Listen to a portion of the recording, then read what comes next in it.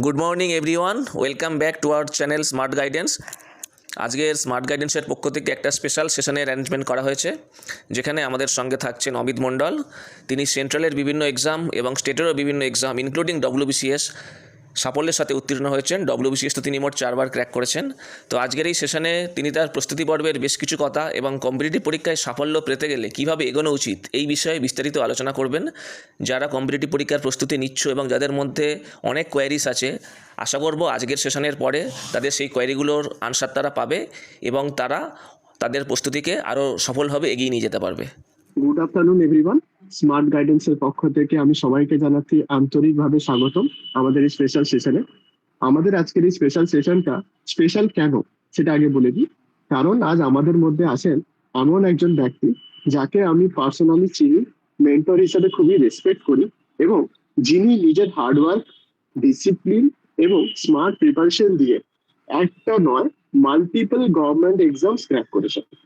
আমাদের স্মার্ট গাইডেন্সের মোটোই হচ্ছে guiding you towards success. তো সেই উদ্দেশ্য নিয়েই আমরা চেষ্টা করি বিভিন্ন সময়ে তোমাদেরকে গাইড করা এবং সেরকম কিছু পার্সনসকে তুলে আনা যারা নিজেদের লাইফে ভীষণভাবে কষ্ট করে নিজেকে প্রতিষ্ঠা করেছে। তো সেই টপিকের ওপরেই আজকে আমাদের মধ্যে উপস্থিত আছেন অমিত স্যার।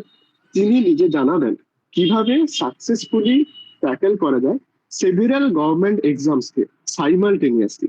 অনেক অ্যাসপিরেন্টসই আমাদেরকে কোয়েশ্চেন করেছো যে আমরা WBCS এর প্রিপারেশন নিচ্ছি, কিন্তু সেটা খুবই ইররেগুলার পরীক্ষা হয়। তারপরে সিমিলারলি সাইমালটেনিয়াসলি আমরা ব্যাংকিং বা সেন্ট্রালের স্টাফ সিলেকশন কমিশনের এক্সামস গুলো দিতে পারি কিনা, সেই ব্যাপারেই আমরা আজকে গাইডেন্স পাবো অমিত স্যারের কাছ থেকে। Welcome Amit sir. আমি চাইবো আপনি আপনার জীবনের এত অভিজ্ঞতা থেকে আমাদের ছাত্রছাত্রীগুলোকে হেল্প করুন, বোঝান, সঠিক মার্গদর্শন করুন। Stage is all yours. Thank you Arun, thank you Saptarshi, Abhijit da. এতটা প্রশংসা কি সত্যি প্রাপ্য? তোমরা একটু বেশিই বললে মনে হয়। আসল কথা কি, কম্পিটিটিভ এক্সাম বলো বা জীবনের যে কোনো কিছুই আমাদেরকে কাজটা করে যেতে হবে। এই আজকে যে ফলগুলো নিয়ে সপ্তর্ষি অরুণ বলছে, এটা পকেটে এমনি এমনি ঢুকবে। আমরা শুধু প্রসেসটা ফলো করব।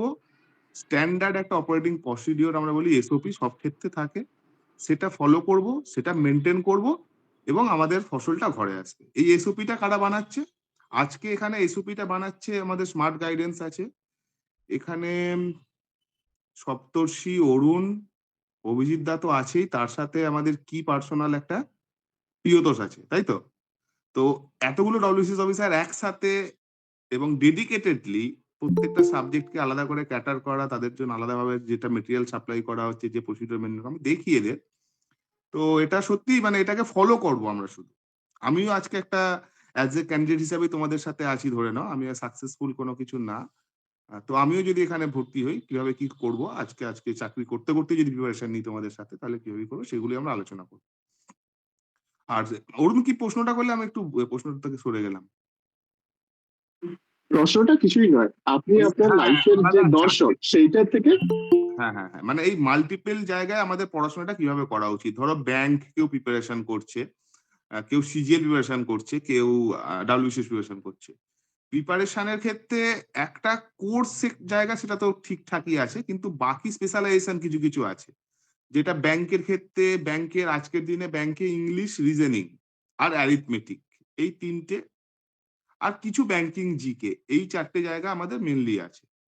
রেলের ক্ষেত্রে একটু সায়েন্স ওরিয়েন্টেড সাবজেক্ট হয়, তার সাথে ম্যাথ আর জিকে থাকে, আর GI থাকে, ইংলিশ আবার থাকে না। SSC আমাদের সময় যেটা হতো, পিওর ম্যাথ, পিওর ইংলিশে একটু দক্ষ থাকতে হতো, জিকের প্রপোর্শনটা খুব কম থাকতো। কিন্তু আমাদের যারা WBCS অ্যাসপিরেন্ট আছে এখন, তাদেরকে বলবো বর্তমানে CGL এ কিন্তু জিকের ওয়েটেজ অনেক বেড়ে গেছে এবং ম্যাথের ওয়েটেজ কমে গেছে। সেখানে একটা বলা যায় হোমোজিনিয়াস WBCS এর সিলেবাসের সাথে আছে। আর প্রিপারেশনে আমার যে প্রিপারেশন শুরু করেছিলাম, যদি আমি শুধু পড়াশোনার ক্ষেত্রেই বলি, সেটা হচ্ছে 4টে সাবজেক্ট আমাকে কম্পিটিটিভ পড়তে হয় মেন। একটা হচ্ছে ম্যাথামেটিক্স, 2 হচ্ছে ইংলিশ, 3 হচ্ছে জিকে, 4 হচ্ছে রিজনিং। এই 4টে সাবজেক্টকে আমরা যদি সিলেবাসটা কভার করি, আমাদের যে স্ট্যান্ডার্ড বই আছে বা আমাদের এখানে স্ট্যান্ডার্ড যে ক্লাস এনারা নেন, সেটা আমরা ফলো আপ করলেই আমরা 4টে পরীক্ষার জন্য এলিজিবল হয়ে যাই। হ্যাঁ, সেখানে কি করতে হবে, জিকে এসএসসি যখন করব তখন আমি অঙ্কের দিকটা একটু বেশি ফোকাস করব, ইংরাজির দিকটা একটু বেশি ফোকাস করব। ব্যাংক যখন করব রিজনিংটা বেশি ফোকাস করব। আর WBCS যখন করব তখন জিকেটা বেশি ফোকাস করব। অ্যাপার্ট ফ্রম অপশনাল, অপশনালটা আমি পরে বলছি একটু। এবার আমার ক্ষেত্রে যেটা আমি দেখছিলাম, অরুণের আগের দিনে বলছিল যে আমাদের চাকরিটা একটা তো এম ছিল, কিন্তু তার আগেও আমাদের একটা প্রয়োজন ছিল যে কোনো একটা সরকারি চাকরিতে ঢোকা। এইবারে আমি ব্যাংকের প্রিপারেশন আর সিজিএল যখন একসাথে চলছে, সাথে WCS ও দেবো। WCS হয়তো গ্রুপের জন্য তখন টার্গেট করিনি, তখন গ্রুপ সিটাকে নিয়েই ভাবছি, কারণ অপশনাল একটা অন্য ব্যাপার সম্পূর্ণ। তো তখন যখন আমি রিজনিং করছি ব্যাংকের, যখন আমি সিজিএল এর ম্যাথামেটিক্স করছি, তখন যখন WCS এর পরীক্ষা দিতে যাচ্ছি, তখন ওই রিজনিং আর ম্যাথের পেপারটা আমার সব থেকে আউট পারফর্ম করতে পারছি।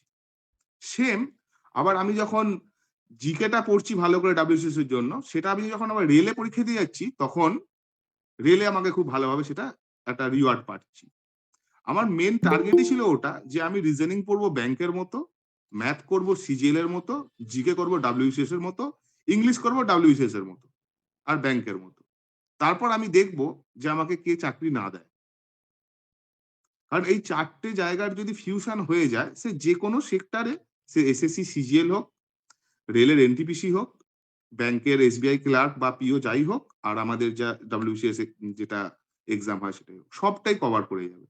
তো আমি স্টুডেন্টদেরকে বলবো যে তোমরা প্রিপারেশনটাকে যতটা না, এক্সাম যারা মাল্টিপল এক্সাম দিতে চাও, যারা only focus two a particular exam, তাদের ক্ষেত্রে ব্যাপারটা আলাদা, কিন্তু যারা মাল্টিপল এক্সাম একসাথে দিতে চাও, তারা ওই এক্সামের সিলেবাসটাকে না দেখে বেসিক সিলেবাসটাকে ফোকাস করো।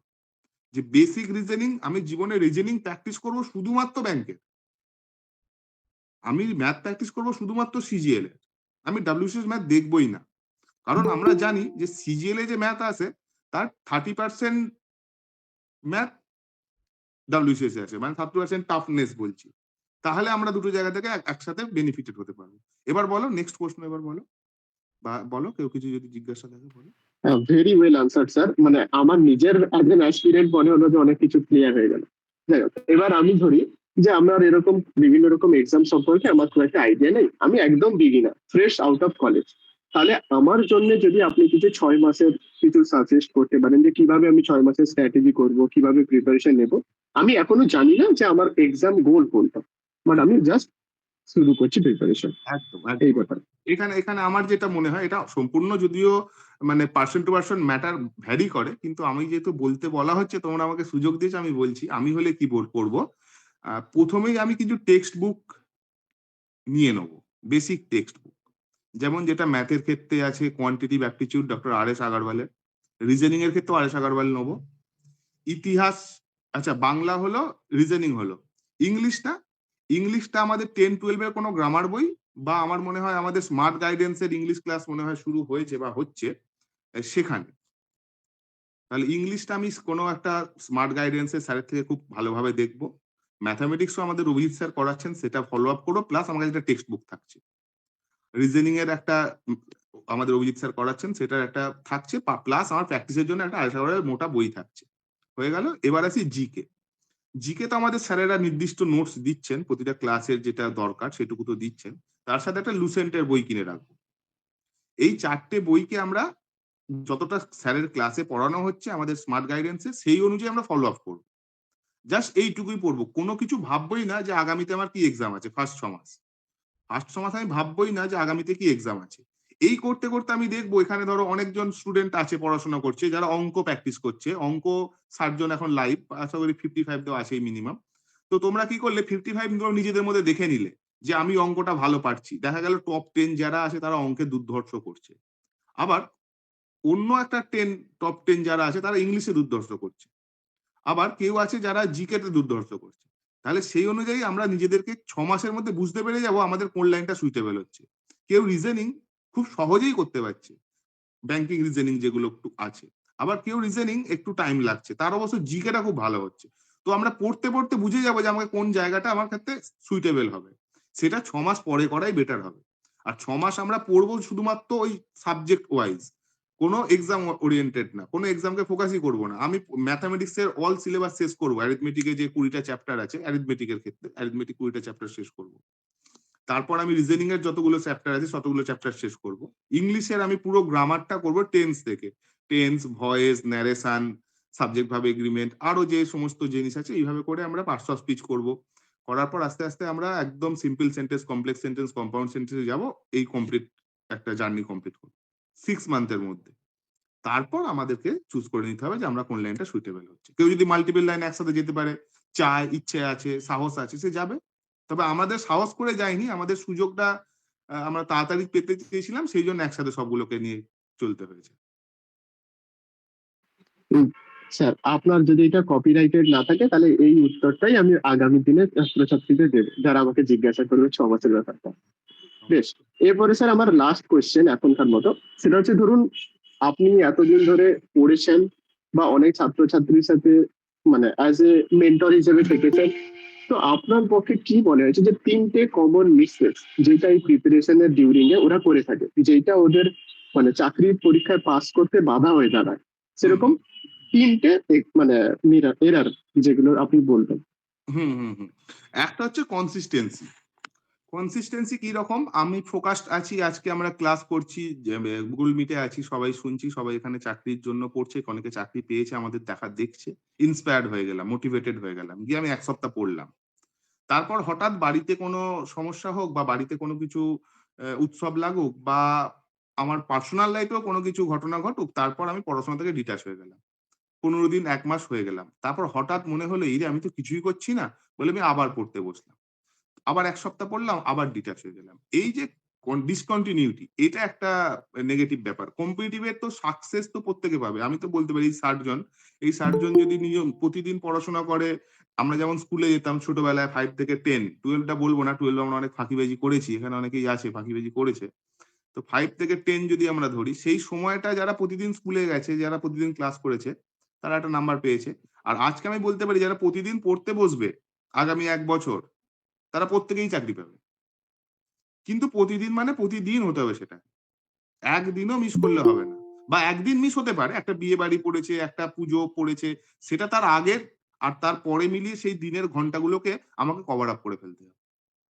আমি যদি রেগুলার 5 ঘন্টা পড়ি, ওই ছুটি নেওয়ার জন্য আমি যেন আড়াই ঘন্টাগুলো এক্সট্রা করে পড়ে নিতে পারি। এটা আমার ফার্স্ট মনে হয় যে এই কন্টিনিউটিটা। আর দুটো হচ্ছে মিক্স করে ফেলে প্রিপারেশন এসে আমরা, যে এই যে ধরো আমাকে তোমরা ডেকেছো, আমিও তোমাদের হয়তো মিসগাইড করে দিতে পারি, বা আমার মতো আরেকজনও এসে মিসগাইড করতে পারে। প্রত্যেকটা ক্যান্ডিডেটের একটা নিজস্বতা আছে।